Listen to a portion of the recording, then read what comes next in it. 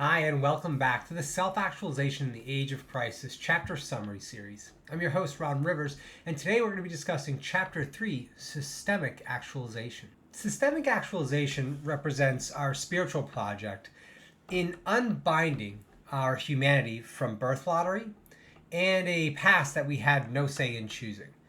It really represents a deep alignment with the single truth, where the systems surrounding the individual maximize their individual access and agency within their daily lives. Ultimately, the intent is to raise the human condition where the individual can, or I shouldn't say can, but really possesses the capacity to direct the flow of their time experience without resistance from others and the systems surrounding them. So really giving them the maximum possibility to exercise their imagination in the direction of their choosing.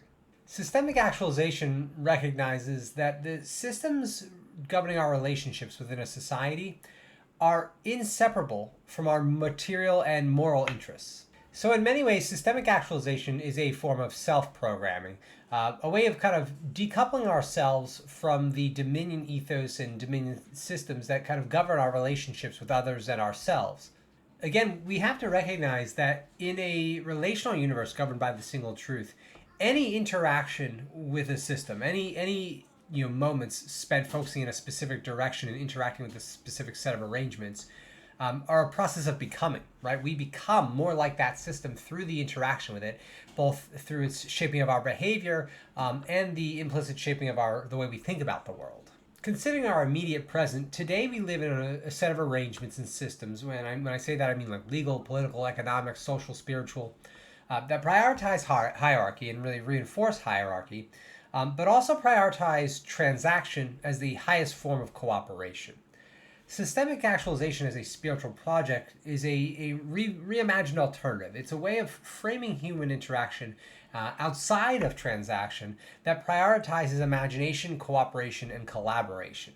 Self-actualization, through the context of the single truth in the relational universe, really represents the individual and the self as the relationship between an individual and their circumstances within any given moment. So in that sense, systemic actualization is a very significant part of our spiritual project.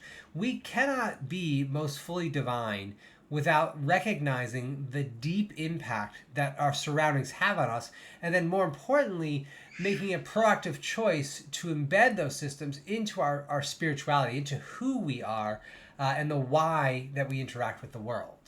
Now, the reimagining of our political, economic, social systems, etc., must start from the spiritual project. And I really want to emphasize that. The reason that, for example, the left struggles to really build a foundational program is that they lack a cohesive vision that is at the root of their humanity and spirituality, whereas the right, in their dominion ethos, draws from a spiritual project. And I think without an underlying theme, without a connectivity, a foundation to build upon, that is the primary struggle for why a more pluralistic vision of humanity has yet to take hold.